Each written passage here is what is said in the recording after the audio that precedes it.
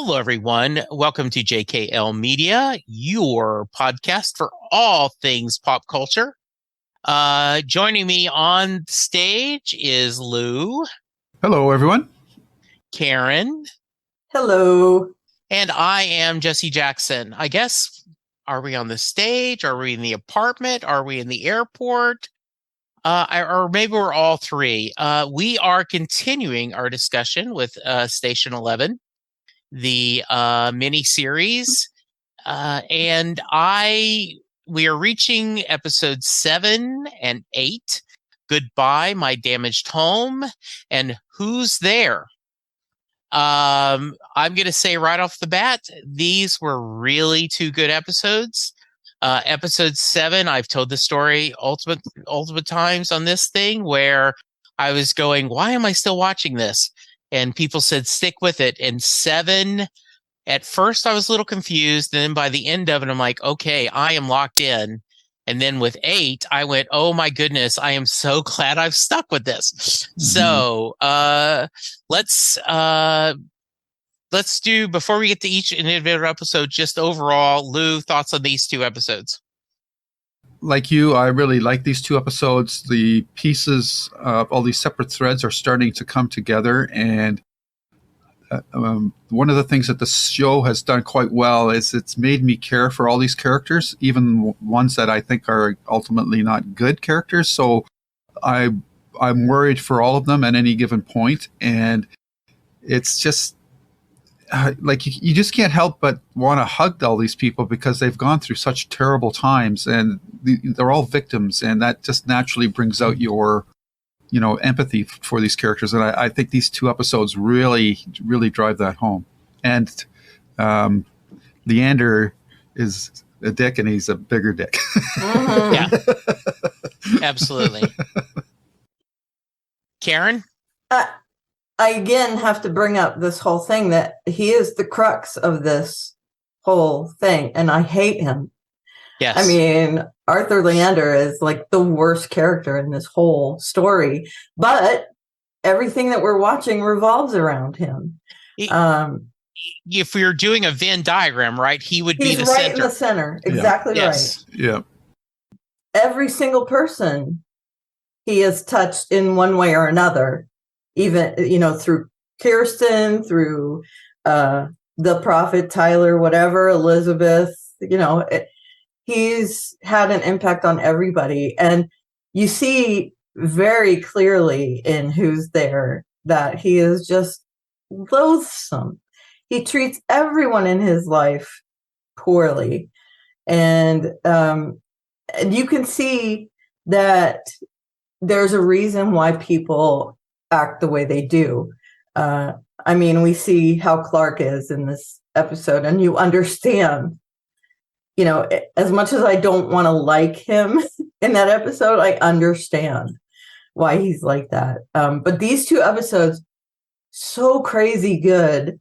In the first one, we get more of Jeevan and Frank, and we get to see things. And there are some things in my mind that I have to turn off when I'm watching that episode. Like, how does Kirsten know what happened behind that door?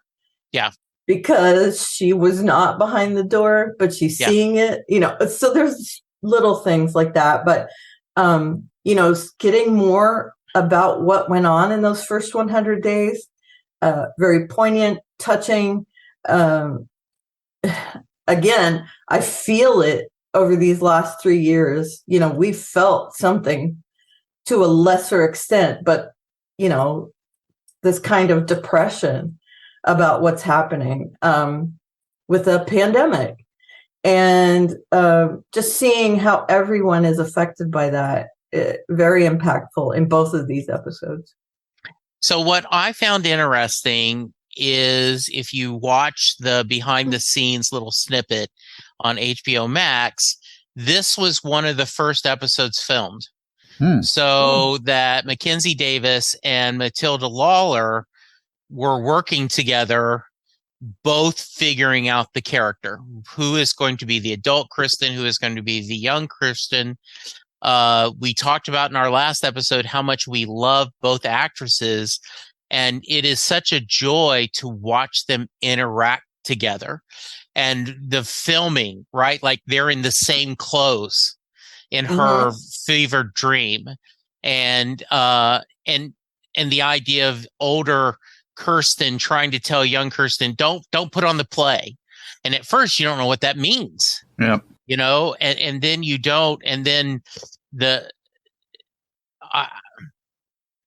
I would have taken 2 or 3 episodes, which is not good, of just the 3 of them in that apartment, you know, because them doing the rap song together, the idea, oh, we're going to be okay, and the other going, we're effed, you know, and the whole trying to do Christmas and her singing a Christmas carol to try to cheer them up, and the older Kirsten knowing what's going to happen. I just, especially on my rewatch, because at first you're a little confused, at least I was on first viewing, what's going on. And then once you understand that this is both a flashback and a dream, and you do have to hand wave that, you know, she wouldn't be omnipotent, you know, she wouldn't be all knowing in this fever dream, but it's great. So, Lou, I'm going to start with you. How much different is this? Because you've talked about, and when we get to next episode, I have some more questions, but, you know, is this similar to what's going on in the book? Did they have this kind of background flashback in the book? And what did you think of this time and their play and everything? As we mentioned before we started, as we get further into the series, I'm having trouble remembering the differences between the book and this show, but I know that I'm pretty sure because the whole thing with the children and that played out very differently, and with Tyler and that, and Tyler and her mother left the airport together, so that's all changed. So this incident with the bandoliers and Kirsten going into this dream coma thing never happened in the book. And so the events that happen in the apartment are told in a much more traditional manner. But they're done. It's done in pieces, so you don't get the whole reveal of what happened there. It sort of takes place over the course of the novel. So that's quite different. And in general, the TV series is tying relationships back to each other a lot more, whereas in the book it's left much more open or diffuse. So you never make the connection, or Kirsten never makes the connection that Tyler is the son of Arthur and the mother of Elizabeth is the mother. That connection is not made directly in the book. It's we know it, but the characters don't know that. So it's left much more open. So that's interesting. Yeah. So in a way, I can understand why they've done it in the show, because it makes, it has more impact to make it much more open or direct. But in the book, it's left more open, so it's left for you to fill in the gaps in that perspective. So that's quite a bit different. And like you, when this episode started, I was a little confused, especially with the timestamps, because they kept going 55 days and then 75 days and then 32 days. And okay, so it's because she's in a coma or she's like in a fever dream. Yeah. So that's why she's remembering things out of sequence. But I think the way that they did that for the characters works really well. And Javine is an interesting character because he's damaged even before the epidemic strikes. Like, he doesn't have very good social skills, whereas I think his brother Frank does. But of course, Frank's been damaged by this bomb incident that's left him permanently disabled with this bad hip. So that was all really interestingly played out. And I thought the final confrontation scene with the straggler that comes into their apartment was quite well done as well. And in general, the show still it's got this quirky offbeat. Like, the music is kind of weird at times. You're going it doesn't really fit the scene, but in a way it does. So I appreciate the approach they've taken here, and I understand why they've made things more clear or I guess you could say, dumbed it down for viewing audiences, because that's just the way that television works and movies. You have to be much more direct with things because it's hard to infer things. You have to make those connections for the viewer. So I didn't really mind it. It's a different take on the whole situation of what happened in the apartment, and it's pretty heartbreaking. But it's really answers the question of how could they leave his brother behind, because there's just no way that he would have left. Javine would have left Frank behind, and so you kind of knew what was coming. But and I thought the one connection that I don't believe is in the book at all is that's where Kirsten also got her knife from, which I thought was quite a nice touch. Mm-hmm. So I just loved.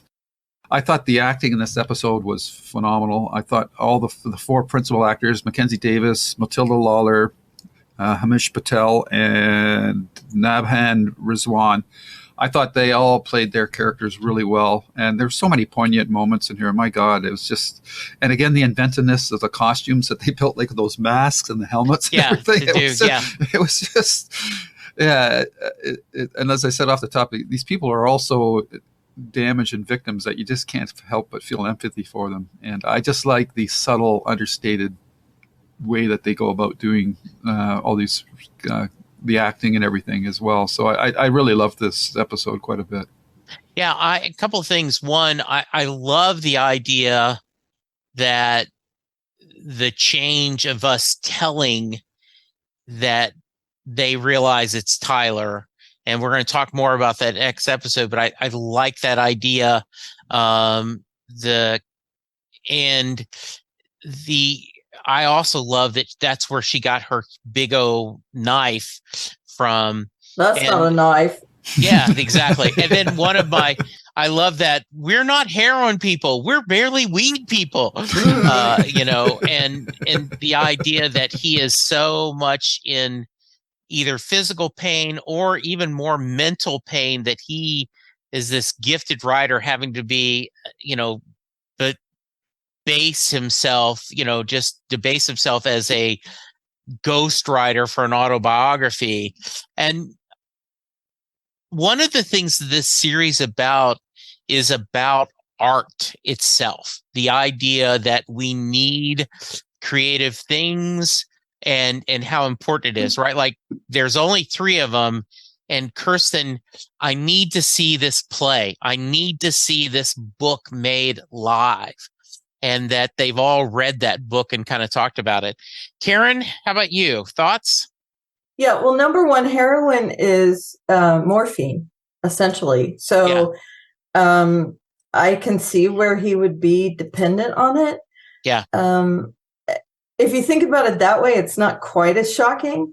Yeah. But I get where Jeevan was, upset about it. I love that line that we're barely weed people. Mm-hmm.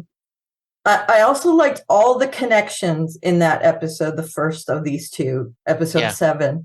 I watched it right after we talked about the last 2 episodes, and then I rewatched it again. Yeah. And watching it the second time, I caught so many things. First of all, the only reason that guy breaks in is because Jeevan wants to go look out the other side of the building. Right. He opens the seal, he takes away the carts, and he never puts them back. He becomes complacent, and that's why the dude can break in to their apartment. I thought of that. So it's his fault that Frank is dead, except for the fact that I think also Frank did it on purpose, knowing this dude would probably kill him and take the apartment. That was the only way that Jeevan would leave. Right. With Kirsten, you need her, she needs you, but taking me with you is just going to slow you down. And he knows that Jeevan's not going to take that to heart. So he says, I'm sorry, and lets the guy come at him with the knife. So there's so many little things in this episode that it's like a chain reaction of things that happen. And the fact that, they have to leave a day later because of the play. And so that means that Station 11 becomes this thing that is something that he resents and she keeps hold of. Yes. Where right afterwards he says, I thought your play was really good and I almost made you Lonergan and, all this stuff. But you can also see when we saw them in the cabin in the woods, he hated that book. And I think part of it is, this book has led to so many bad things. Yeah. So, I mean, there's all sorts of connections that I'm making just in this one episode that makes it so interesting and multi-layered to me. I think this so far has been my favorite episode of the entire series, with the two Kirstens in the apartment. And how many times did I think someone was going to jump out of the windows? Mm-hmm. I mean, I thought that's what Frank was going to do. I thought Frank was going to, kill himself, and he does end up doing that essentially. But they're all like balancing precariously, and it's the penthouse of the apartment building. Yeah. It's really high, and the fact that Jeevan can just stand there right in that open window and look down, that really bugged me. I hate heights. Yeah, sure. Yeah, but too. So many little things that, like near misses. You think something's going to happen and something else happened, and that guy coming into the apartment, my heart just sunk. I knew that was going to be the thing. And then tying it back to, all the other people are going to blame themselves for what happened to Frank. And then, seeing her at the end of the episode, sitting there with Frank, who's long dead, with all the things growing in the apartment. And I think that's almost an allegory of her whole ethos, is that, things live on. My art lives on. And so where Frank is dead, now there's all these plants. Things are living on, things are, what do you call that? Life survives. Life will survive. And I found that really poignant, super interesting, and so many layers. And again, it's show not tell. I mean, we talk about this all the time, but there's not like a whole bunch of explanation that comes through dialogue in these episodes. It's just what's happening. And I too appreciated her. We can see now where her versatility with making costumes comes from, with the toilet paper rolls as part of her helmet. And I mean, how gifted is she to do all that? Now we can see, that's where she gets that from. And a very, very cool episode. And I'm going to leave it there. We'll talk about the other episode in a few minutes. Yeah, this had so much rich, this 3 characters, really 4, when you think we have the adult and the young together. There is a lot of there's logic problems, right? Like what does she mean that the antidote is in your pocket. Put it in your pocket, right? Well, like, is that because that's where it's always been? The idea that very wonderful lighting, the sound, as you talked about, the music is beautiful, really great costuming, that it looks like you would make homemade, and it really does remind you of the Traveling Symphony, right? The way they do costumes. The idea of the 2 brothers going, we need to go. Why? I could see the argument. No, we're going to stay here till we absolutely have nothing left to eat or drink or do anything. It was very scary when the guy shows up, and you're right. He says, because he keeps talking about, you can't take care of both of us, and you have to take care of her. We did get the whole back again. Hello, white girl. little white girl, that was funny. Yeah, just a really wonderful episode that it's starting to put all the parts together. Mm-hmm. Anything else on this one? Do we want to give a rating and then we go to the airport? Are we doing ratings? I can't remember if we do ratings or not. I don't think we do we? No, I don't think we do. Okay, all right.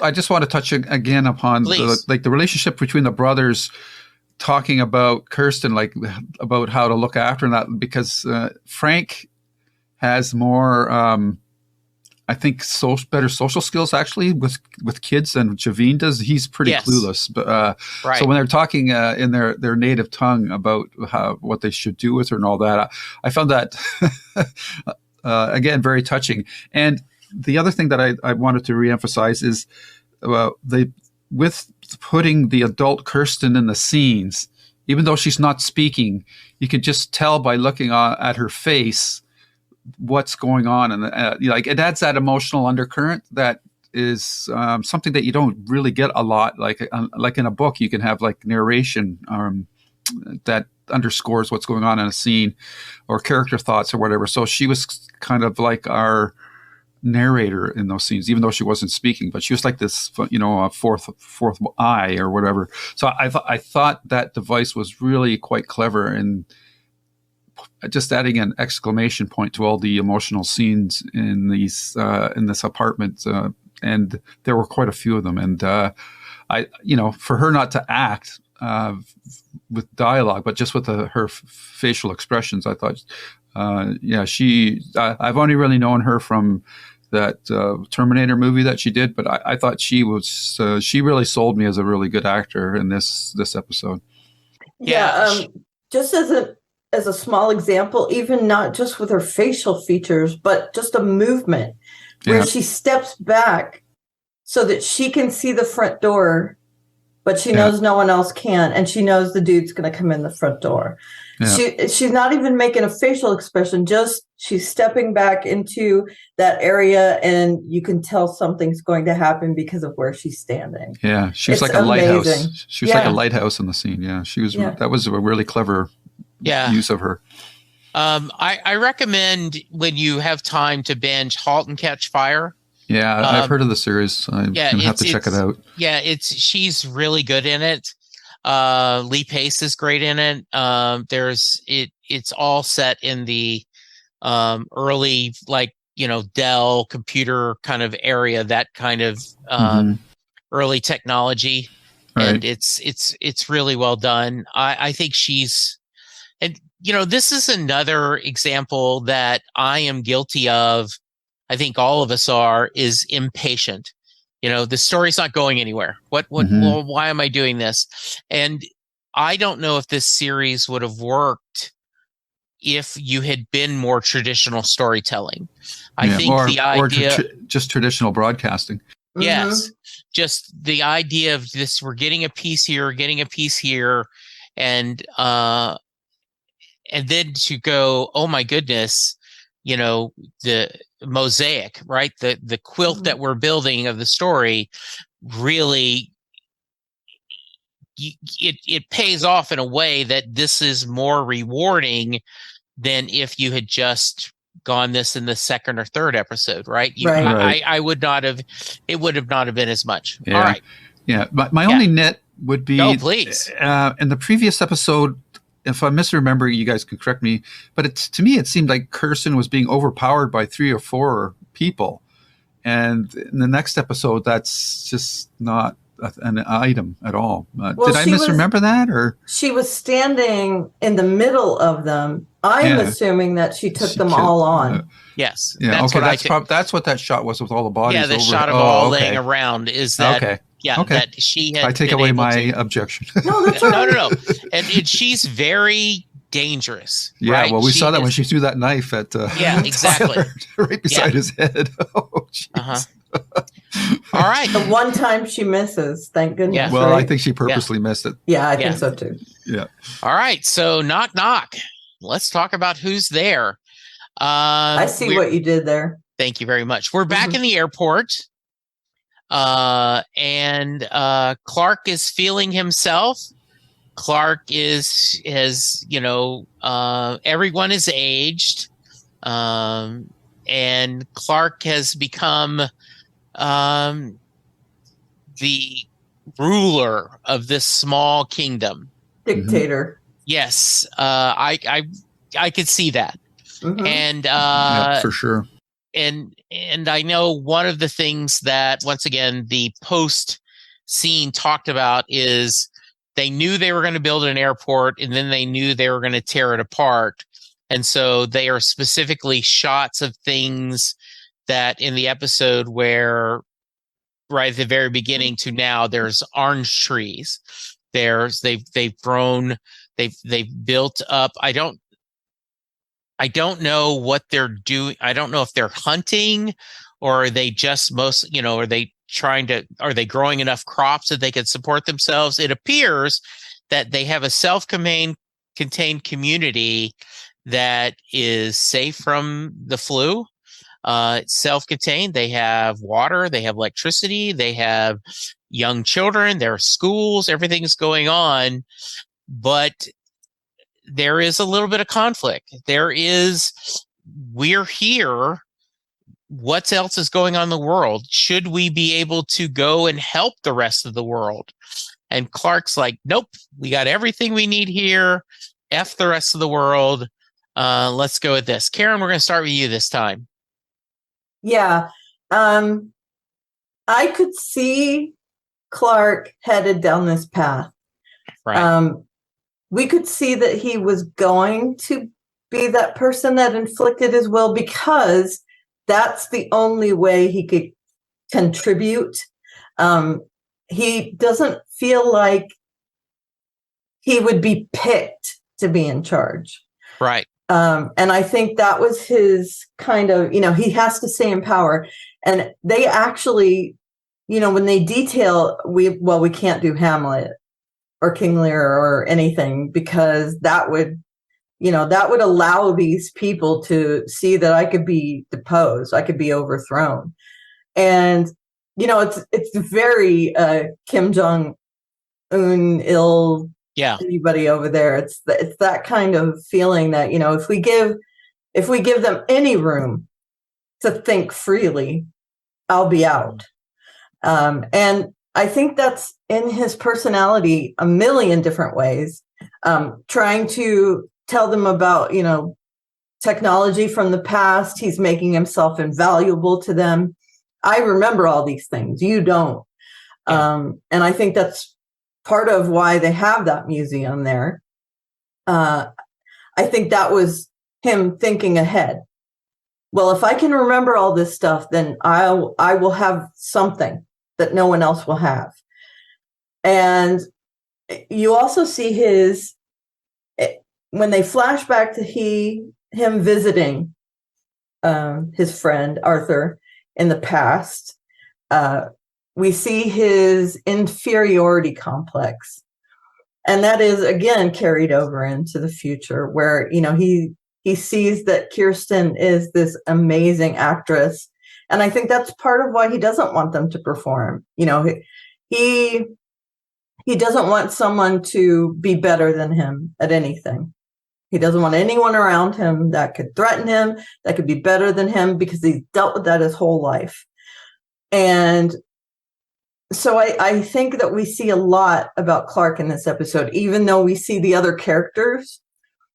It kind of revolves around him in this entire episode. We see Elizabeth kind of humoring him, but also, being a leader, letting him think that he's in charge when, she's really taking care of a lot of stuff. Even Miles is, telling Elizabeth, well, I think it's Tyler, behind Clark's back. So, we see his, emperor with no clothes, that kind of thing happening there. And I really, really loved it. Also, the fact that Tyler, we just see that very small scene of him like breaking away from the guards just as just as Kirsten is going outside, and we don't know where that's going to go. And then it pays off big at the end of the episode. He knows that airport in and out. And so he can do all these things in the background. We don't see him setting up all that stuff. We don't need to. We see him breaking away from the guards. We see him leaving Kirsten to where Sarah is recuperating, quote unquote. And then we see the end of the episode. And again, it's just brilliant putting all these things together in a way that we say, aha, at the end of the episode, and how things are made clear. I really liked it. Yeah. A couple of things that really stood out to me was the nod to acting, right? Like, Clark is suspicious of everyone. So, you have to do the vetting. And so he gives a phrase from Hamlet. And when Tyler can answer it, or David, well, that's Hamlet. Everyone knows that. I would not have known it. No. But, that was funny. And then okay, well, then you do a scene. And we know that they have never performed together. We know that Tyler/David is not an actor. But because they both have loved Station 11, and they both have read it so often that they can quote phrases from it, they do a scene from that. And I love the not the movement, staging, right? The staging, right? Yeah, that Hello, it's called blocking. Thank you, Karen. Mm-hmm. So they're blocking, they're doing great. That they get them. And I love the fact that when Clark is talking to her, Tyler's mom, I'm drawing a blank on her name. Elizabeth, I forgot how powerful plays can be. Mm-hmm. Like, he's summer stock at best, but she has that. And then later in the episode, we see they met when she was a young child, and he quizzed her, and she immediately gave an answer back with the same question. Yep. Yes. Yep. And it was so part of me's like, should he remember that? No, he wouldn't have. He wouldn't have remembered that, just this thing. But I love the idea that Kirsten, very early, she was gifted. She had that talent. And so that's why they cast her as the child.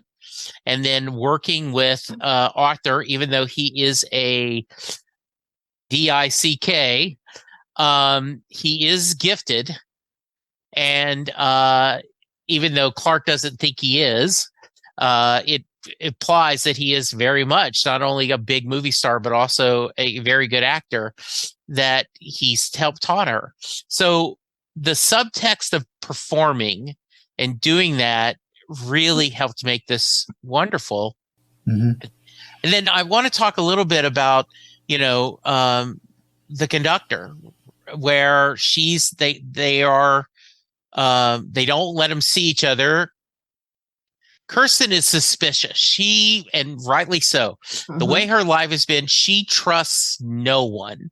But they end up seeing her, and I thought that was a real beautiful scene. So thoughts about that and any other scenes with this symphony? They're going, hey, this is a good place, right? Like, I'm not saying we should quit traveling, but definitely this should be on the wheel, and maybe we should spend a little bit of time here in residence.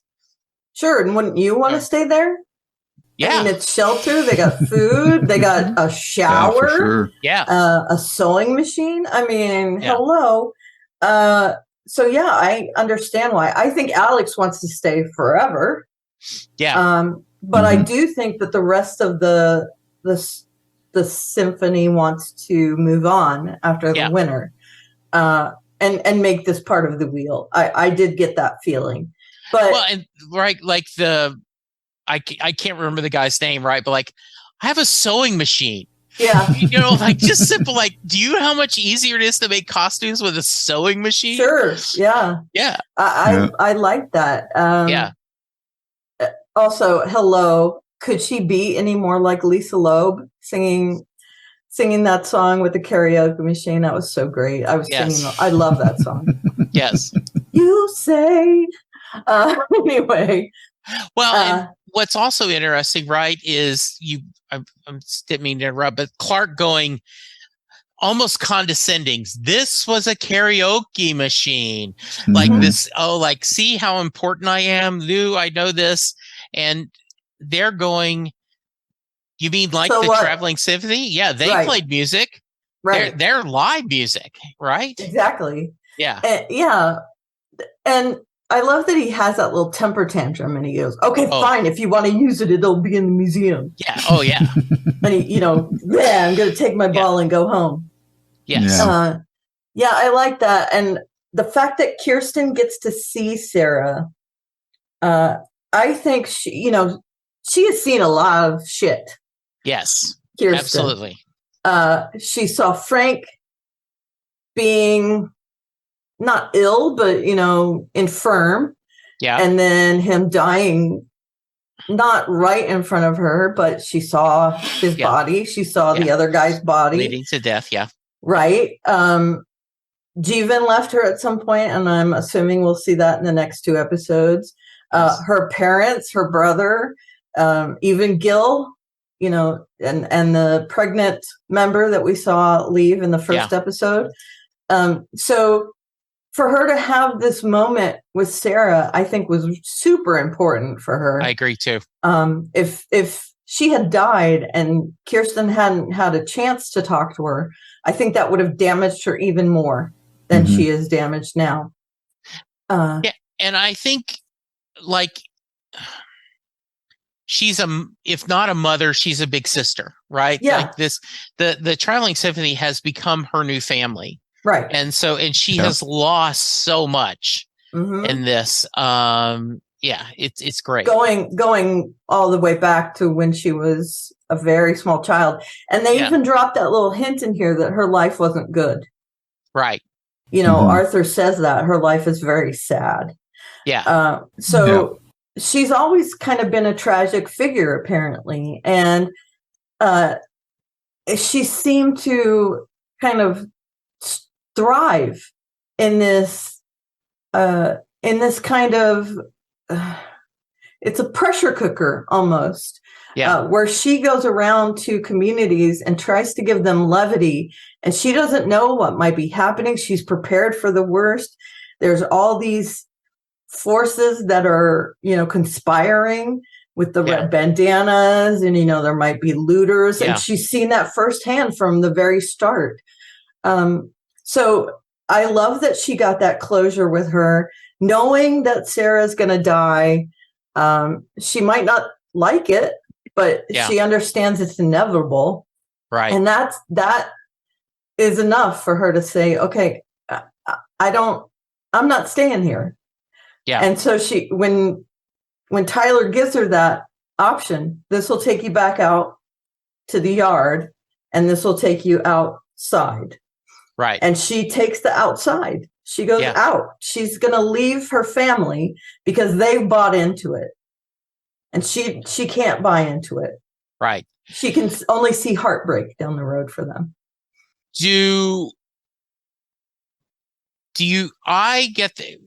What do you think? What did Tyler blow up? Just the museum, just the part, like, he did not destroy their food sources, their power, their water, anything. He just destroyed that part that had become kind of obsolete. And his kind of kingdom. Right. Clark's kingdom. The stuff that makes Clark valuable. Yes. Yeah. I think that was his way to say, look, stop living in the past. And this stuff isn't good. These kids don't need to see what happened in the past. They need to make a new future. And I think that's his way of doing that. And the irony is the kids don't really care about that stuff anymore. Right. No. Like, you know how it's like with your own kids, you try to get them interested in something that you like. They have no interest in it. Like with my son is totally into, all this anime stuff and stuff that I find really like out there. But if try to sit down and watch a conventional TV show with him, he has no interest in that. And these kids in that classroom, they had no interest in the karaoke machine. And we know that it's probably that's true for everything else that's in that museum, that Clark and his generation are trying to hold on to the past, but the next generation, that they have no interest in any of that stuff. There might be the odd kid that's got like a history bug or something like that they want to know about this stuff. But for most people, they don't care about what a lot of the stuff from the previous generation, because it's either outdated, it's not of any use, or something better has replaced it, or life circumstances have changed so much that that stuff is no longer relevant. And they have no context for it because they didn't grow up with it. So I found that part of the episode interesting. It has echoes of The Stand in it for me when when the Boulder people are trying to get the civilization going back up again. And King famously talks about how he was blocked at that point in the writing process, just because the people were basically going back on the same path, and he didn't know how to progress the story any further. So it took him a while, but he finally realized that he had to blow it all up. And basically that's what happened in this episode as well. So I found that rung quite true for me as well. Like Tyler, maybe he has the right idea, maybe he doesn't. But the irony is that it was already basically blown up because the kids weren't interested in it anymore. So, but this has totally erased that connection with the past, which is always tragic. So, the other thing I really sorry, go ahead, Karen. Well, I want to ask you a question. Sure. Do you think a lot of that is just he wants to get back at Clark for saying he has to get rid of Elizabeth and Tyler, like back in the past? Probably resentment plays a big part in that. And I think the Station 11 graphic novel also informed his thinking as well. He probably looked at that and he either disagreed or agreed with the message, and I think he disagreed with it. So that's probably part of it. Did I answer that for you, or that's part of his motivation is getting back at Clark.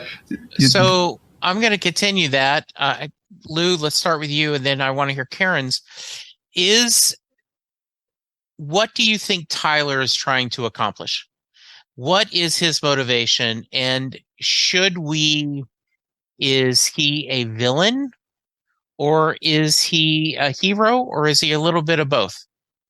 And Karen, we'll start with you. Yes. Okay.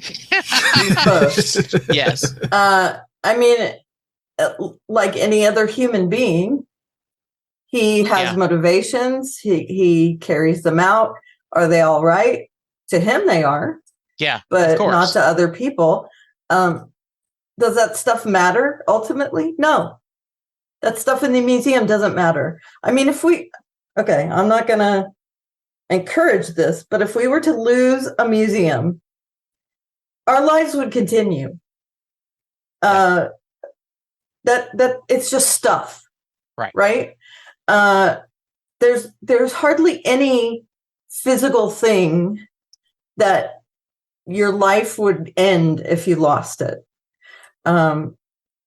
So losing that stuff in the museum doesn't do anything except for to Clark. He loses his power. Everything else, I mean, they're impacted, but life will go on. To Clark, it's a death knell. And I also like that he wanted to destroy everything, essentially. He sets fire to that memorial. He's the one that interacted with that plane. He brought the guy in. He believed that they weren't doomed. He set fire to it to kind of, make sure that those people didn't die in vain. He made a whole thing about it. And for Clark to make that memorial and to, take credit for everything, that again, it angered him. And I think that was a lot of his motivation on both sides. There is no past, and there needs to not be a past. And I think that's what he was going for with Gil too, because Gil was writing that, history. And also he hates Clark. Clark was plotting to get rid of him and his mother, and he overheard it. And, that was his entire motivation. And I like that we see that happening, see that he is a person. He's not this villain that we've thought he was. He just is misguided and also not misguided. And you have to think also, his learning ended at age 13, 14, whatever he was. Yeah. He's still a kid. Yes. He made a kingdom with other kids. Yeah. So he's still that little boy in that body. Very Peter Panish, lost boys, except lost children in this case. Exactly. Yes. Mm-hmm. Yeah. And so, you can't expect him to make decisions like other adults would. So, I took so many things from his actions. Lou? Mm-hmm. It's interesting that, in the flashback, we saw that Clark was insulting Arthur about his parenting skills, and Elizabeth and Tyler were sitting there. And they've done this in the other episodes as well. But Tyler's got his earphones on, so you're never sure about how much is he actually hearing of any of these conversations.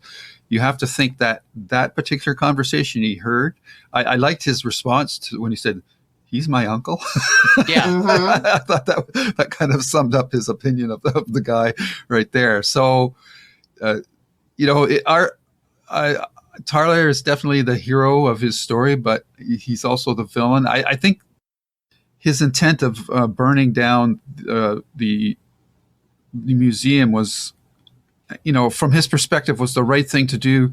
I think the lesson that he's forgotten or never had to learn yet is that without history, we're doomed to repeat the same mistakes again. So by eliminating that, he's taken away that hope.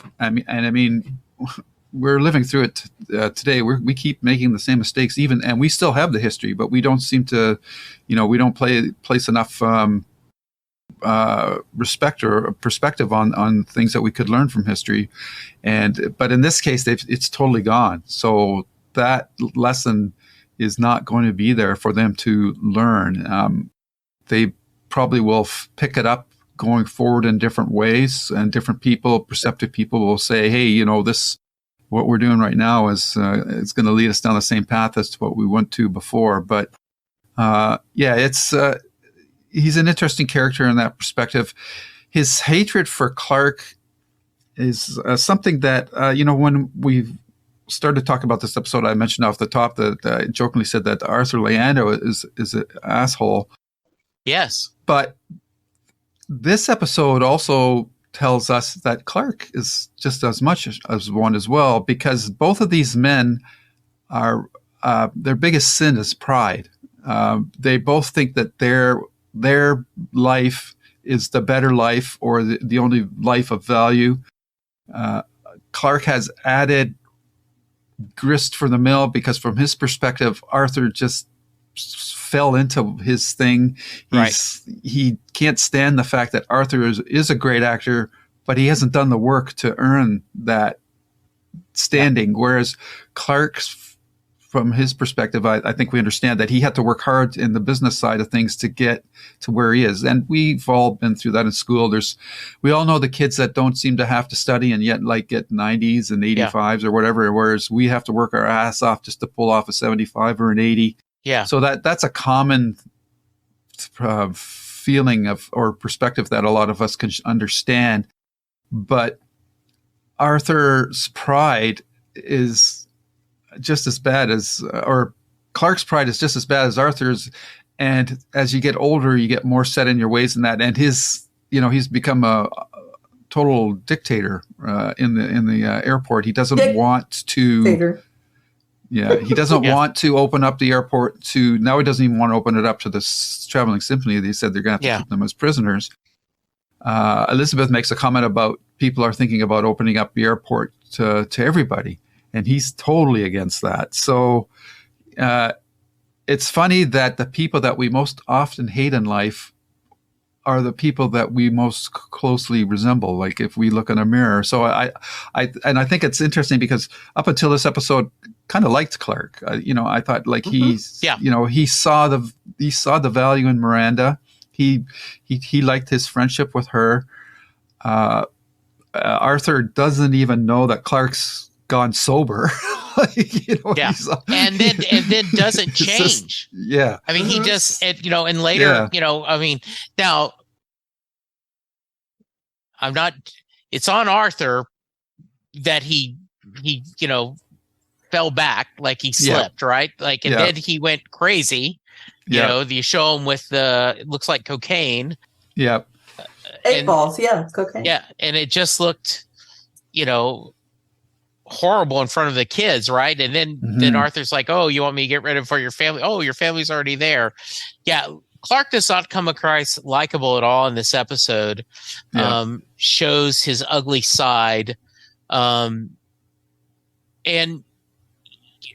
you do wonder how much Tyler David picked up. How much had they heard, and then how much. I do think it's interesting in that. Both him and Kirsten, the graphic novel has been their Bible, but like the Quran or the Bible or any other holy book, there's always a holy text. Depending on which way you read it, you can go to different paths. And I think there's a common ground. I certainly could understand Clark going, we can't have open borders. Because will we be able to afford, will we be able to support? Is there stuff? Is there enough? Can our crops support more people? But I also agree you don't have to have closed borders. I also, my feeling is that this flu has now, like, it's done its damage. Anyone who's lived is now immune. And therefore, all their mutated. Their descendants have that news. So this is not the reason for having a quarantine doesn't exist anymore. Right. There's a reason. Well, it's because Clark doesn't want people in. Right. Yeah. Yes. Yeah. Yeah. That's reason. Exactly. Yeah. For sure. I think that's the whole reason. Yeah. Yeah. There's also another aspect of that, and this is a nitpick I have of the episode, because in the last episode we saw the traveling symphony. Somebody, the big guy with the beard, told Alexandra that Kirsten protected her from the prophet. But when they reunite, there's no reconciliation about that. Like they're so happy to see each other, which. Yeah. And that was another touching moment, like when they all, they all realized Kirsten was there, and they all, yay, and then, of course, but then there's that bittersweet ending where Sarah's not there. So, that was my only kind of nitpick with the episode. But this episode just does a great job of not overtly spelling things out for you and leaving some things open to interpretation, like Tyler with the headphones, which has been a running thing going through it. When we need to know that he's hearing something, they make it pretty clear that he's actually hearing it. But the other stuff, they leave up to your interpretation. So I really like what they did in this episode quite a bit. So I know we've gone long, but a couple other points. I don't understand how they have the technology or the capability to manufacture a sign like that. I was like, where do they have some kind of factory somewhere in there? Well, they have a workshop there, right? Okay, so repairs maybe that's for the planes. Yeah. Okay. Oh, yeah, that's right. Yeah. Okay, that makes a lot of sense to repair planes. And somebody must be gifted. Okay, that makes a little sense. Yes. Yeah. You would think there'd be some kind of there would be a medical facility on a major airplane, that there would be like and you would hope that there would be if not a doctor, a nurse, or somebody that had, strong things. EMT? An EMT even? Yeah, exactly. I loved Tyler and Elizabeth's reunion. I do think in one way, Clark was correct. And why did you cause this pain so much? This your mom has grieved for you all these years. Yeah. And it was good to see. I was glad for that reunion. Very emotional. And we end the episode with a bang.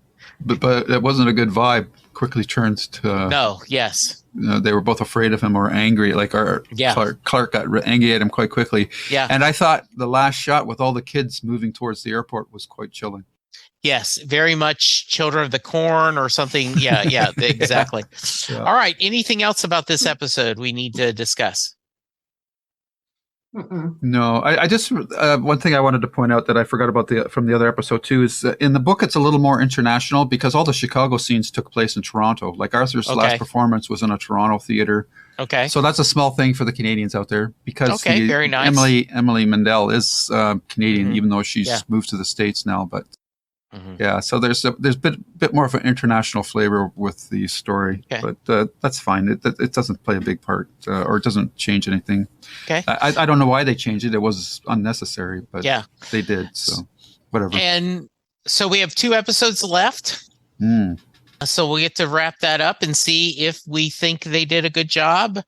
It sounds like they have steered some details away from the book, but still kind of close to what's going on. Yeah, the overall theme of all these people being victims and trying to rebuild their lives is still there, and the threads between past, present, and future. Okay, good. All right, they just made it a little more blatant. Yeah. All right, Karen, if someone wants to reach you, how can they? I'm at Oliveria on many different social media platforms. And also my blog is alliestuff.com. Very nice. Lou? Before I do that, I just want to take a little sidebar here. And Jesse, if will indulge me, is because we talked about it before Karen came on.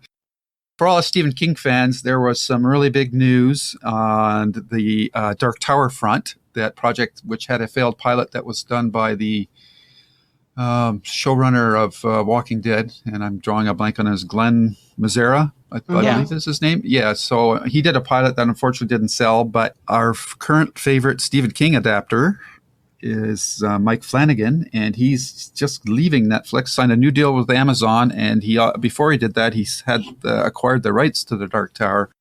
So, given his adaptations of Gerald's Game and Dr. Sleep, we are all quite excited for whatever may come out of this. And, it's still early days and it might not get picked up in that, but I can't think of anybody better at this current time to adapt that series. And that would be something I would definitely want to podcast about. Yeah, definitely. Yeah, I agree. Yeah, I loved Midnight Mass, and as you go back and if you guys haven't heard us discuss about it, I urge you to, if you haven't seen the series, watch it, and then I hope you enjoy our discussion. He appears to be a very gifted storyteller. Yep. No matter what his genre is. This is one of the King's books I've never read. I've never read the series, though I've been told you got to get through the first one and then it really starts clicking. Yeah. I'm sure I will sometime, but I think that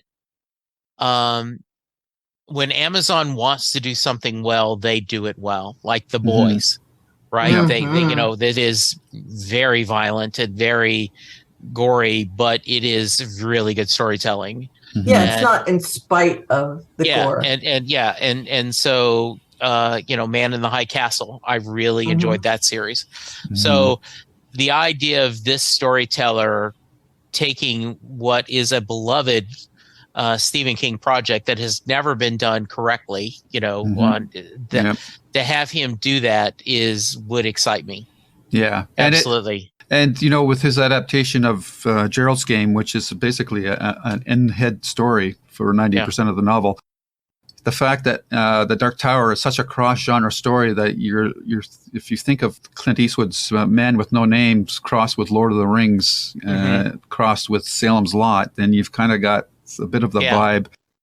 King calls it a minestrone story. So it's, so if anybody could do it, it'll be Flanagan.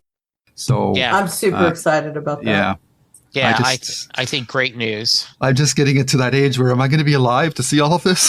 Sure you are. Yes, Sure I know. So that's what we're. Anyhow, thanks for that sidebar. And no, people I can agree. find us on Lose Reviews, where you'll find this podcast under the JKLM playlist, along with our Babylon 5, Stephen King, and Writer podcasts. And I'm on Twitter at Lou W. Sitzmo or S King Podcast. Very nice. All right. Well, listeners, thank you. I am at Jesse Jackson DFW on Twitter. You can find me on Facebook and Instagram. And I'll plug my newest podcast, Perfectly Good Podcast, where Sylvan Groth and I are going through every John Hyatt song in alphabetical order, A to Z. I would love for you guys to check that out. We have just started the journey, and we are starting to have a lot of fun as we get to know each other and do more discussions. What letter are you on? We're still on A. We've only had like 8 episodes. It's been fun. I am I'll hold this till next time, but because I've been so thrilled that you guys have loved Station 11 as much as I have. This has been great. Mm-hmm. Cliffhanger. Yeah, cliffhangers. All right. We will see you again next week. Thank you, guys. Be safe, be kind, and we'll talk to you soon. Goodbye. Bye. And scene. The proceeding has been a JKL Media production.